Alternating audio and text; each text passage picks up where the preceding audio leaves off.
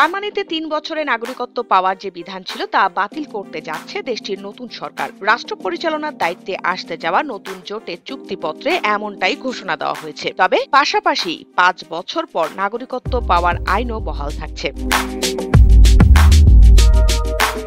গত ২৩ ফেব্রুয়ারি জার্মানির মধ্যবর্তী নির্বাচনের পর চলতি সপ্তাহে সরকার গঠনের লক্ষ্যে জোট গঠন করে রক্ষণশীল সিডিইইউ, সিএসইইউ এবং মধ্য বামপন্থী এসপিডি। জোটের চুক্তি অনুযায়ী নতুন সরকার জার্মানির নাগরিকত্ব আইনে কিছু পরিবর্তন আনতে যাচ্ছে। এর আগে ওলাফ শলৎসের নেতৃত্বাধীন বিদায়ী সরকার নাগরিকত্ব আইন সহজ করার লক্ষ্যে বেশ কিছু পরিবর্তন এনেছিল। এর মধ্যে রয়েছে জার্মান সমাজে একীভূত হওয়ার শর্ত সাপেক্ষে ৩ বছর জার্মানিতে অবস্থান করা বিদেশিদের নাগরিকত্ব প্রদানের সুযোগ।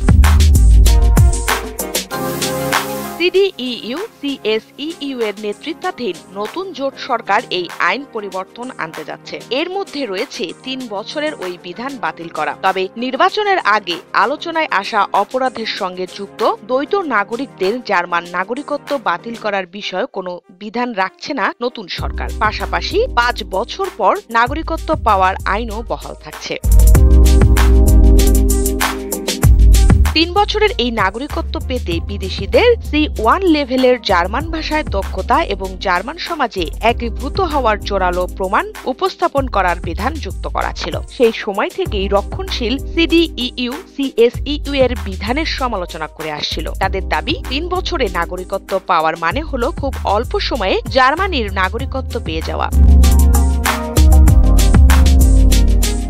নির্বাচনে জিতে জার্মান নাগরিকত্বের বিষয়ে নিজেদের ভাবনার প্রতিফলন ঘটাতে যাচ্ছে সিডিইইউ, সিএসইইউ। নির্বাচনের আগে দ্বৈত নাগরিকদের নাগরিকত্ব বাতিল করার বিষয়ে আলোচনা করছিল বেশ কিছু রাজনৈতিক দল। বলা হয়েছে, দ্বৈত নাগরিকদের কেউ যদি সন্ত্রাসী সংগঠনের সমর্থক, ইহুদি বিদ্বেষী এবং কট্টরপন্থী মনোভাব পোষণ করে তাহলে তাদের জার্মান নাগরিকত্ব কেড়ে নেওয়া হবে। তখন সিডিইইউ এবং সিএসইইউ এর প্রস্তাবের সমালোচনা করেছিল নতুন জোটের আরেক সঙ্গী এসপিডি। এমনকি জার্মানির মাইগ্রেশন অ্যাসোসিয়েশনের পক্ষ থেকেও এর নিন্দা জানানো হয়েছিল। নতুন সরকারের জোট গঠনের আলোচনায় এই বিষয় আর গুরুত্ব পায়নি বলে জানা গেছে। ইন্দ্রাণী মুখার্জি, টেক্সট রিপোর্ট, সকালের বাণী।